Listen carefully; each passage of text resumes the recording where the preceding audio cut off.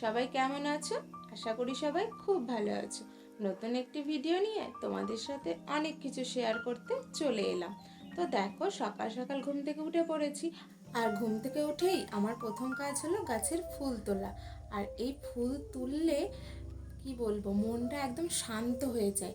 আর তোমাদেরকেও বলবো, তোমরা যদি সকাল সকাল ঘুম থেকে উঠে বাড়ির কোনো গাছে ফুল হয়, সেই ফুলগুলোকে তুলবে, দেখবে কত ভালো লাগে ফুলগুলো তুলতে।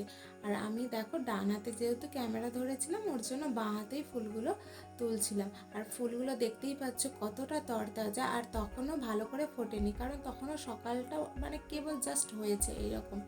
তো দেখো, সাদা ফুল তুললাম, তার সাথে পাশের বাড়ি জেঠিমাদের বাড়িতে জবা ফুল হয়েছিল, সেগুলো আমাদের পাঁচিলেই পড়ে, তো তুলে নিলাম। দেখো, এক ঝুড়ি ফুল তুলে নিয়েছি। আর তোমাদের বললাম না, সকাল সকাল ফুল তুলবে, দেখবে মনটা শান্ত হয়ে যায়, একদম খুবই ভালো লাগে, মনটা একদম কি বলবো, ফ্রেশ হয়ে যায়। তো এটা করবে, দেখবে ভালো লাগে নাকি। তো দেখো, ফুল টুল তুলে আমি ফ্রেশ হয়ে পড়াতে চলে এসেছিলাম। পড়াতে এসে আমার স্টুডেন্ট তো পড়ছিল, আর এই যে পুচকেটা, ওর বোন, ও বইটা নিয়ে এসে পড়বে বলে নিয়ে এসেছিলো আমার কাছে। তো ও এখনও ঠিকমতো ভালো করে কথাও বলতে পারে না, তবু ও পড়বে।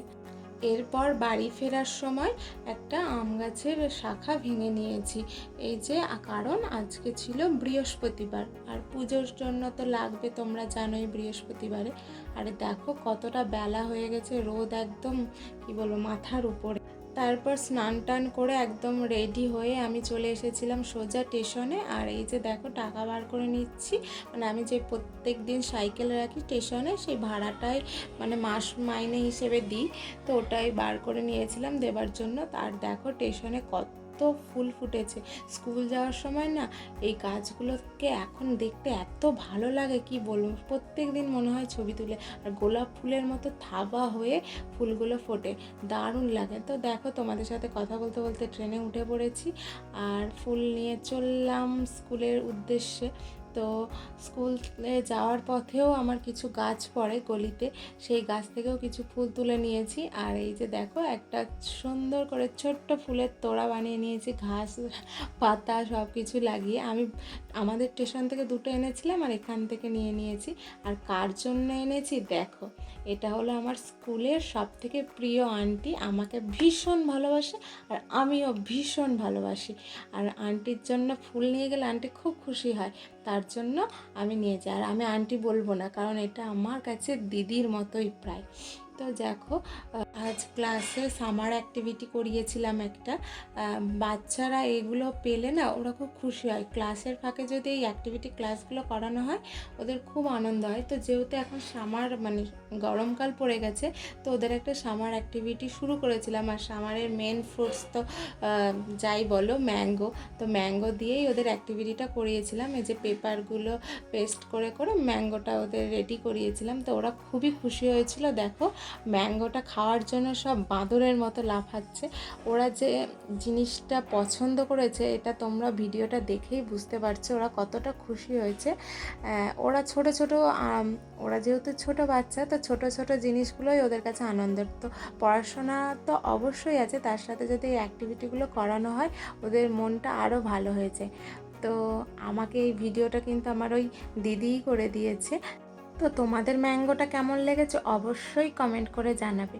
তারপর দেখো, স্কুল থেকে ফেরার পথে কতটা রোদ হয়ে গেছে, বাপরে বাপ, ভীষণ রোদ হয়ে গেছিলো।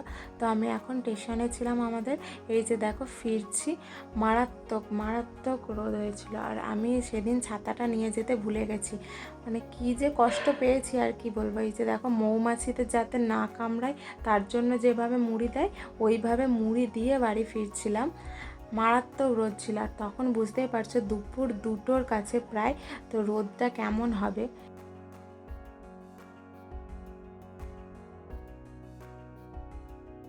এরপর দেখো, বাড়ি এসে ফ্রেশ হয়ে নিয়েছি, আর তারপরে মা দিয়ে দিয়েছিল শরবত।